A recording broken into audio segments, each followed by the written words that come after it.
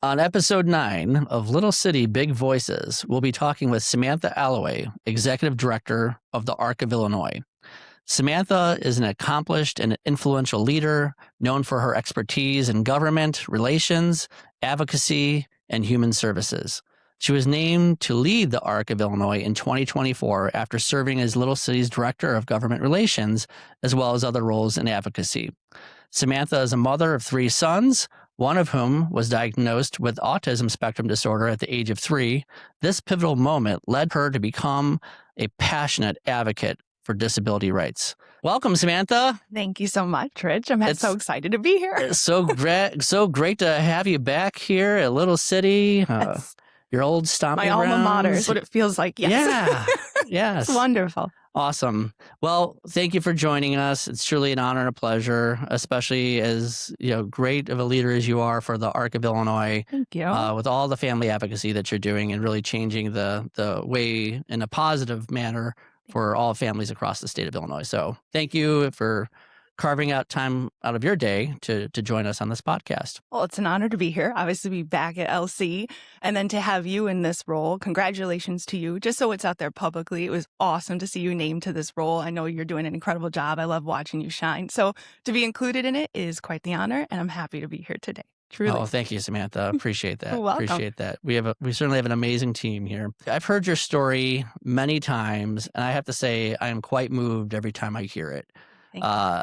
And I think it'd be helpful to give the context of your background and what led you to even be in this world of disabilities. So I appreciate that. Who is Samantha? Who's Samantha? Well, we have to start. So we're going to go back to 1984. No, I'm joking. I won't go through the whole thing, but I think what's important is I was raised in an incredible family, 2-parent household. I have twin sisters, had this wonderful suburban upbringing, and everything took a turn in 1999 when my father was diagnosed with colon cancer. So it's really where I feel like my origin story comes from, is understand how life can be going exactly as you expect it to be, and one call can change everything. And unfortunately, my dad lost his battle to cancer in 2000. And only 6 years after that, my mother was diagnosed with lung cancer, and then she passed away from lung cancer. So at the age of 25, it was me, and taking over this house, and my twin sisters, even though we were 20, we really didn't know much from one another. So we kind of had to grow up really quick, and taught me a lot about caregiving, about the reality of what services means to family. And of course, that was something I could take and relate when I ended up becoming a mother. And prior to becoming a mother, just a few months after my mother passed away, I was diagnosed with cervical cancer, and I survived 14 years cancer-free. So it's an amazing opportunity. And I started advocating for cancer research for the families of cancer survivors, because I feel like sometimes it's kind of applicable to what we do in the IDD world about caregiving and the family impact. So once I had my child, I had my first child, see what year was that? 2013, which I can't believe he's going to be 13 years old this year. Time flies. Not doing well with this mentally. And then Ellis was born in 2015. And it was very, very quickly I understood there were some challenges to his behaviors. I wasn't sure what to do. I wasn't sure where to turn. I was told by pediatricians, he's the second kid. This happens. Don't worry about it. I was told he'll eat with a fork eventually. He'll walk eventually. All these. It felt like I was being ignored by the medical system. And it's a story that we share quite often. It's a story that I share with many families have experienced this. So after a couple years of that battle, he was diagnosed with autism spectrum disorder. And that's really my first understanding of intellectual and developmental disabilities, developmental delays. What does this mean? Was the family impact? And through my healing and I had to become a stronger woman, a stronger provider, a stronger caregiver. I started practicing yoga and teaching Pilates.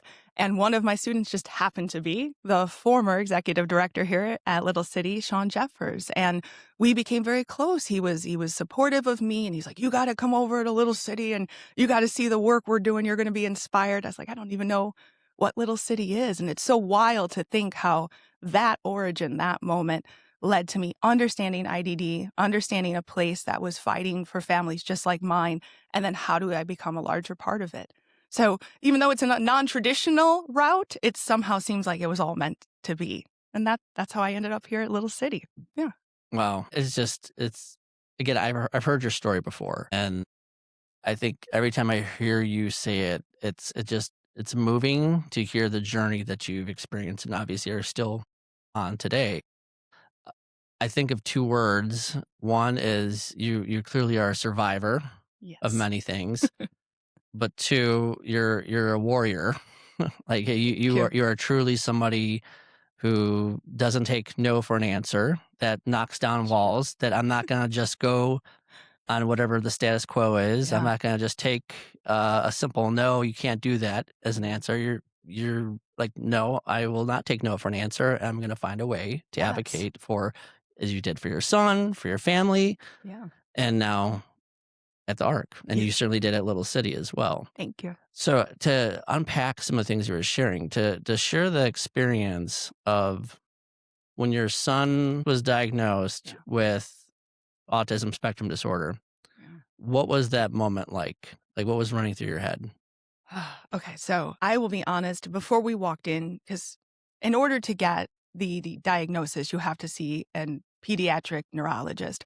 That wait time from the referral from my primary doctor to going to see them was 7 months. So we had quite a lot of time to, I guess, prepare for this meeting, and I already knew he was autistic. And I mean that with all respect to the medical field. Dr. Google over here had already Mhm. looked at everything I could. What was this? How do we help him? He was already in special education in U46 and was doing well, but I knew he was going to need a deeper level of therapy. So when finally they walked into the room after a 3-hour observation, or they put your child in a glass room where people are watching him play with blocks, it's a very traumatic experience and a very scary one because you're not sure where do you go from here. When the doctor walked back in and dropped the pamphlet on the floor on accident. Literally, it was like, It really? "Autism It is you." was This is a true story. it It's dropped on the floor. Yeah, and I said, "Oh, you ruined the surprise because I try to handle everything with humor. That's really all I know to do, probably Mhm. dark humor, but it's what I know to do." And she laughed and she said, "Yeah, definitely your child is on the spectrum." And then they gave me a pamphlet, and on the back was a list of 17, maybe 20 different ABA therapists in our community, and they wished us all the best of luck.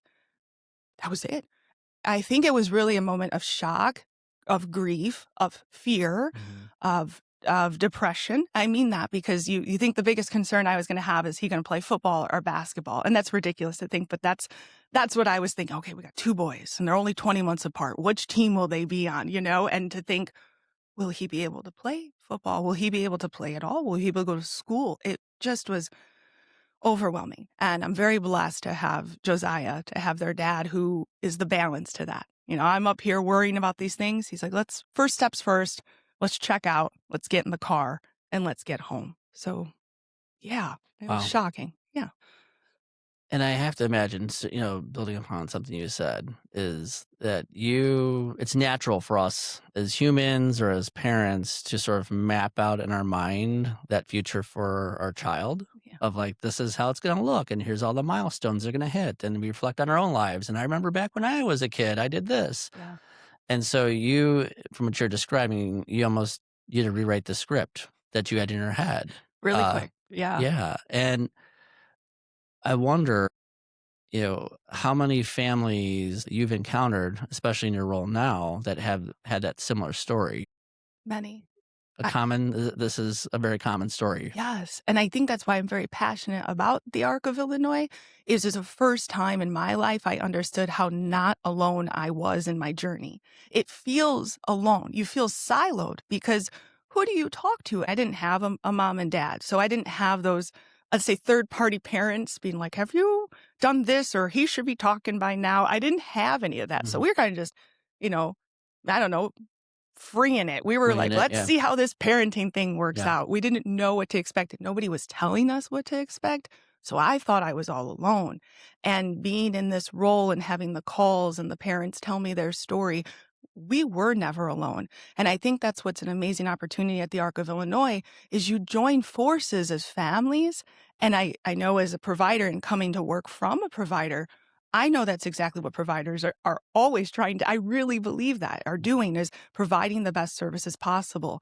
And when the families know they're not alone in that journey, it's just a little bit of weight off your shoulder. And so at the time, yes, I felt alone. And that's why I'm happy to be here because I know I really never was. Yeah. Well, this is selfishly a unique podcast for myself because I'm interviewing a parent, I'm interviewing an advocate, I'm interviewing a colleague, Yes. professional. I definitely want to touch on your work with the ARC of Illinois Okay. and all that.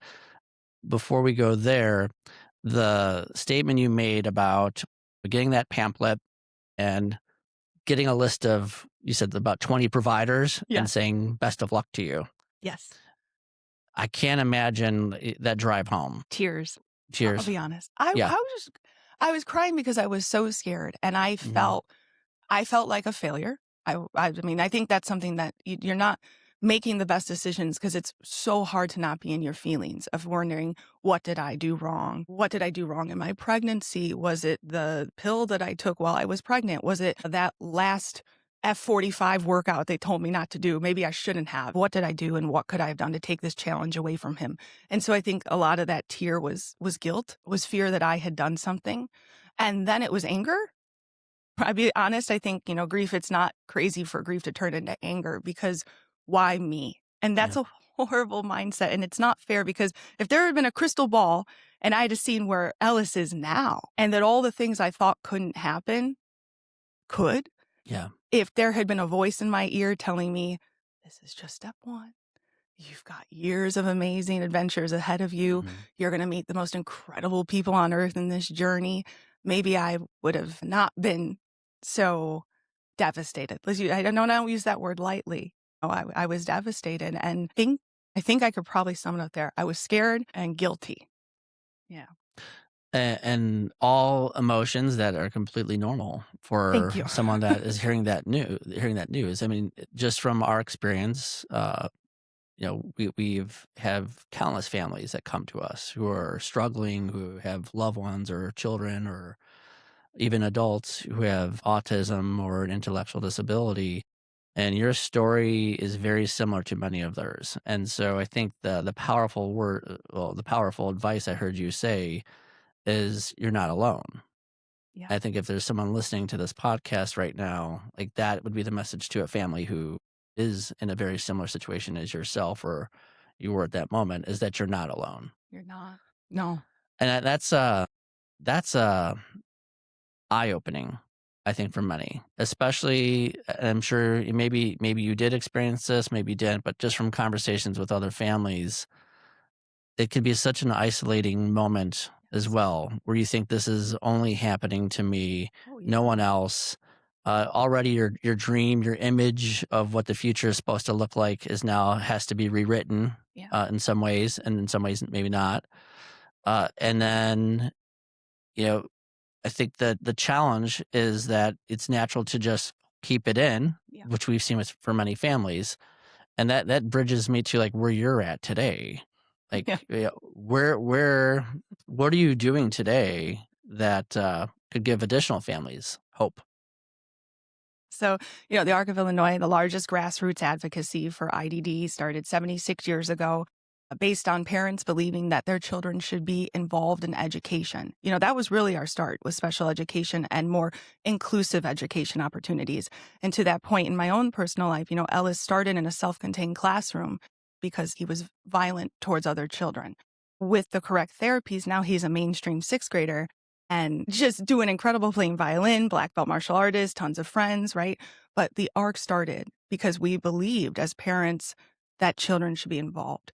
I found out about the ARC when I worked at Little City. I didn't know what it was prior to Little City. And I think that's why I have so much passion for what I do, is because I know what it would have felt like to be on the phone with a parent just like me who would have told me, you need to take a breath. You need to sit down. Your journey has just begun. Your life has not ended. Their life has not ended. Your life has just begun. Maybe a little different than you thought, but there's going to be a lot of beautiful moments here too. So I think the work that we do, having a family support group, having the Illinois Lifespan Program, the Family Advocate Program, the Family Transition Program, the Going Home Coalition, these pieces and these programs designed to help families from birth through life to understand the process, and you and I both know the bureaucracy, the paperwork, the steps of guardianship, the support for siblings and parents who need respite help. That's something I didn't know existed when Ellis was. By the time I knew all of that existed, that time had come and Yeah. gone. And so I think a lot of the passion is from knowing how it would have benefited me. And maybe that's selfish, but I think it's important to the mission of the more families know about us, the more people we can help. And you're clearly able to walk in those families' shoes Oh, yeah, to as much as I mean, everyone's situation is unique and different at the same time that the feelings are the same.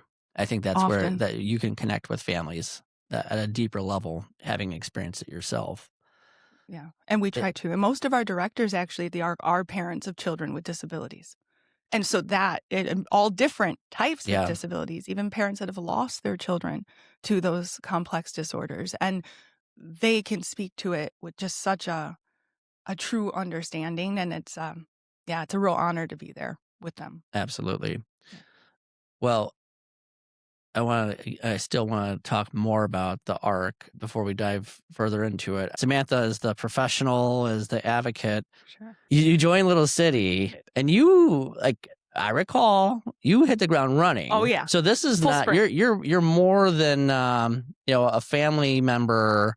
You're more than a person who had this experience. Like you came in ready to like literally knock down walls. Absolutely. Yes. Like, can you share your time of like how you gained the skills as quick as you did Thank to you. now that you're the leader of the Arc of Illinois and is spearheading this massive advocacy effort across the entire state? I don't know. I was going to ask you the same question. I wanted to know what script you wrote and gave to the powers that be. I'm not sure how I ended up here either. Okay, so what I will say is for 10 months prior to arriving here, I was a legal advocate. So I did go back to school. I went to Rasmussen. I graduated in the top 1% of paralegals in the state, and I learned law. And by law, I mean just the basics of law, like what is public policy? Right. How does it actually exist in our systems? And at the time, I was working with the unhoused population, which I have a deep passion for as well. And I was a CASA GAL, so a guardian ad litem for the foster care system. And it drove like a lot of passion into human services. If we're not helping the most vulnerable of populations, then who are we helping? And IDD is, I believe, right there. This is a vulnerable population that I believe deserves to be heard and included in every conversation.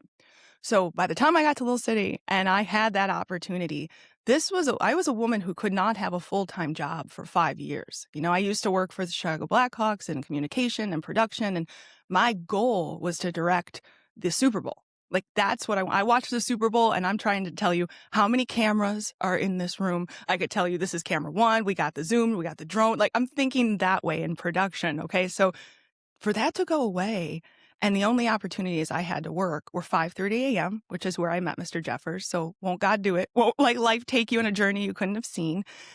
And working at Menards. Like really, it's really what I did. I had to piece work together because there was no daycare for Ellis. There was no support for Ellis. And even in special education, it's 2.5 hours a day. You can't work a full-time job within 2.5 hours. So I think I was hungry. I know that's I was hungry. Yeah. And when that door opened and Sean and you and Tina, who gave me that opportunity as well, said, "What are you going to do with this?" I'm like, "Well, I'm not sure, but I'm going to do everything I can." I think it was that drive and that hunger and knowing that everybody we supported here at Little City, but at the time, supported at Little City, I know they have parents. I know they have people that have given the opportunity to be in my shoes, to talk to legislators, to shake hands with the powers that be, and to tell their stories. I felt like I was representing every parent who didn't have the same opportunity as me, and I was going to make the most out of it. So I think it was just that drive of if I get a Sure. chance to do this, baby, I'm going to do it. I'm You're going gonna to do do it it. with all I got. Yeah. Right. Yes. Well, and I absolutely see that with you, Samantha. You since I've known you, you've always had that drive. It sounds like in addition to that drive, you've also had a collection of experiences Yeah. throughout life, whether it be your family experience of really being a leader of your family to being even in roles that, if you talk about your experience of being a paralegal, being involved with law, and even as a yoga instructor, like about how to just keep your cool, Yes. all that's required to do this work. Yes. I didn't know I was being, I don't know, I'm not trying to guided. analyze you. But I'm not no, I'm I just like this. Yes. Please continue. Yes. But I'm seeing like the dots connect here of like, here you are already, so you've been a leader earlier on in your life. Yes. You've been an advocate from a legal perspective. You've been a person who feels that it's important to care for yourself. Yes. All are necessary skills to do advocacy work, as I see it. So We got to true. take care of ourselves to have the energy, because if you don't take care of yourself, it's how do you have the energy to go down to Springfield or DC to put up a fight that you hit walls after wall after wall and get back up and hit the next wall and get back up. You're doing that. So here you come to, join our team at a little city, hit the ground running, and the value of even understanding how much law impacts our system. Yes. Everything we do in helping support individuals who have autism, individuals who have intellectual disabilities, Yes. involves some sort of law, whether it be a federal law or state law. Yes. And so, And the funding that comes with those right, laws. right, Yes. right. So that's just, outside looking in. I didn't think of this before we started talking, but it's like, I just had an aha moment. Like, look at her experiences, and this is why she's so good at what she's doing. Yeah. And you have the drive. So I think it's like that piece, The the combined experience and drive. Outside looking in. Yeah. It's Samantha. Going back to the ARC now, if you were to describe to a family member who was like, what is this? Because you listed a number of programs that sound exciting that the ARC offers. To the average family member who might have a loved one or child who was maybe just diagnosed or recently diagnosed with a disability, how would you describe the ARC of Illinois to them and how it could help them? Okay. That is a great question. I think I would describe it as at the ARC, we're focused on creating an inclusive world. Okay. We're the ARC of Illinois. We're the advocacy sector. If you go to different states like the ARC of New York, they're actually all providers. You go to ARC of Colorado, they're all providers. Illinois' system is set up specifically where we have always been the leaders of the advocacy. So we are a place where you can come for education, for understanding, and for comfort. And by comfort, that element of you're not alone. I can put you on the phone with somebody who's been where you are. So that's the element of comfort that I would have really liked, and I think a lot of people do. And then we can educate you simply as far as, do you need an IEP advocate? Are you confused? Like, what does this mean? My first IEP packet was 60 pages long. Where do you start? 60 pages. Yeah, right. Yes, like Psalm 13. Like you had to read. It's all legal jargon too. So much of it is. Right. And then also the devastation that comes with your son has the ability to speak of a 3 to 6 month old. And he's 3.5. How do you even stomach that? So if we start there, we can connect you with an IEP advocate. We can connect you with somebody to help you with guardianship. We can help you make sure you're on the PUNS list. Make sure you're on the PUNS list. And that when that time comes, you can be pulled off of that list to receive services. We handle families that are in crisis, families who are afraid, my son's been displaced or my daughter's been displaced. We just had a situation where a providership closed down, and these things happen. Well, where do they go? The ARC is there to help, to help the state, to help providers. We're kind of that connecting. If we were a broker, if we was business, I would say we are the broker of services. You start here and we will connect you with the best place you can be. That's a good way to describe it. I have not hard thought of to- it that way. It is, and I think what you've shared, the part that again you bring is helping families feel that they're not alone and giving them the roadmap to navigate this complex system. From what you're sharing, Yes. even the term puns, some might not even know what that is. Like what I know. So we've talked about that before on this, but I think just for the sake in case someone's listening, like what is this puns? Like, could you clarify? So you have to be on the list in Illinois. And once you are pulled from that list, you are open to receiving services, whether that be home and community-based services. If you're looking to be in SILA, that's HCBS. So that is the list you have to be on to receive services in Illinois. So what if there's a family member, because I know of families that have shared this, is that, I'm good. I have my loved one who has, let's say they have an intellectual disability. Say we're a 2-parent family, we're doing well, taking care of our loved one. Yeah. Like, why would I need to get on that list? Like like, we're fine. We're good. I'm Let's sure you've seen experiences where families haven't gotten a list, and then what ends up happening talk about it. decades down the road? 'Cause I just think I it's an know. important, like, wake-up call for some families who might say, "There's not a need for me because I don't need any additional assistance, especially maybe even financial assistance," Yeah. but it's not about financial assistance from what you're describing. It's not just about it. Yeah, It's the opportunity to receive services. And it's right, that horrible discussion that nobody wants to have, that we are not here forever. And right, quite often, parents will pass away, and the child who's no longer a child, it could be 60 years old, a 60-year-old human, is living at home. And where the services they were being given by the parents or the siblings are no longer applicable because they're gone. And so being on that list, I always kind of look at it like an RSVP list for the state and providers to start understanding who is may be in need of services someday. And if we don't know you're there, it can lead to true crisis. That's how I look at right. it. That's a good way of explaining it because right now there's is it 16,000? That is correct. Like 16,000 16.5. individuals on the PUNS list, That's correct. but we really know there's more folks. I believe that.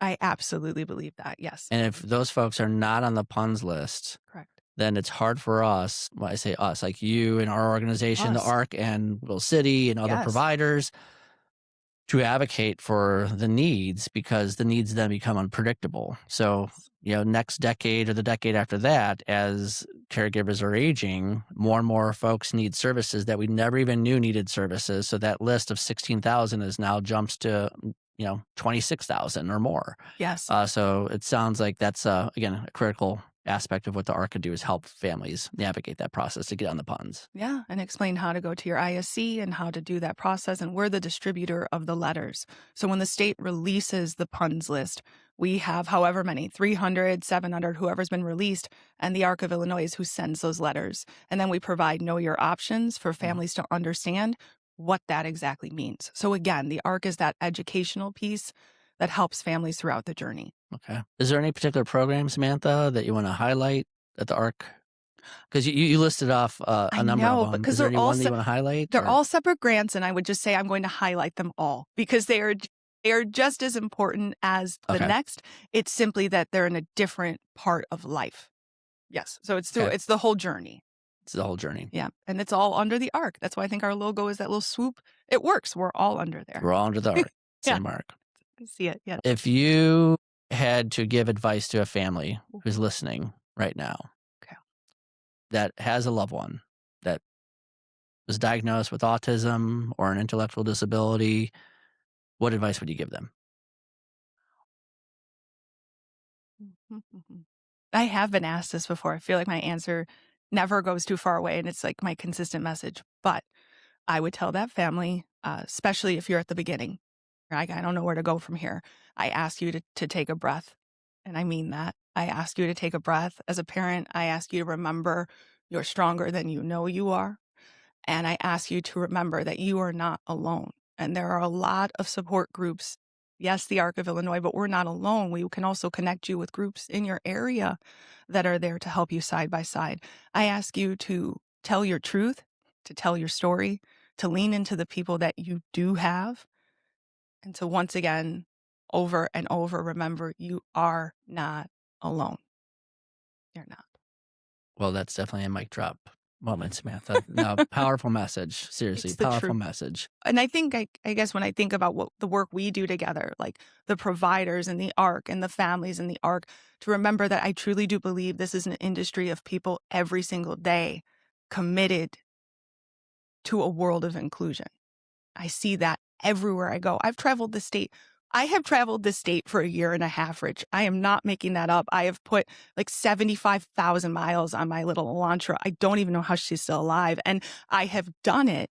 And everywhere I go, the message is the same, that people want to see a more inclusive world and they want the proper resources to get that work done. I'm so appreciative that you shared that last piece too, Samantha, Okay. because I think the world of supporting and serving individuals who have IDD, individuals who have autism, is that we go our own path in the history. We've gone our own path where providers who provide services are advocating from a legislative perspective. Yeah.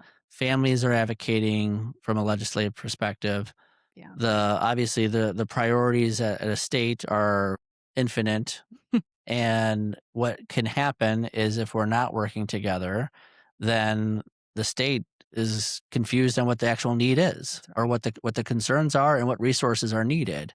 And I think what you've done since you've been the leader of the ARC of Illinois is you help bridge that divide that did exist. Now we're all one. We're part of the ARC, and the ARC is part of providers We're world. together. We're together. Yeah. And so when we advocate, whether it be at the state level or at the federal level, we're advocating as one voice. Yes. And I appreciate all you've done in the time. Has it been 18 months now? 19 months? 19 months. Who's counting? I 19 love it. months. I think, yeah, I'm around the same time. Yes. 19 months now is that we've been able to rally providers and advocacy organizations like the ARC of Illinois to all share that same voice and provide that clear message. And I'm excited about the future for the folks that we're supporting, for the families, for the individuals, to know that we have their back collectively and we have their interests, and we will not be giving up the fight. And I've had the honor and privilege of being side by side with you doing that advocacy work, both at the state level as well as the federal level. And it's interesting when you sit down, when you share the stories that families go through, they're impactful. And so this work matters. Advocacy matters. So the things you're doing do matter. And I could see my dream, much like you just shared, that we would live in a world where people with disabilities are included, and it's not as a separate entity or a separate population that we need to continue to support as a separate line item, but as part of the human service, that they're all humans like everyone else that we support in Illinois. Absolutely. So with that, I can't thank you enough. I'm excited to continue this journey, collaborating with you and the ARC of Illinois. And thank you for being on the podcast, Samantha. Thank you, Rich. It was so much fun. Thank you so much.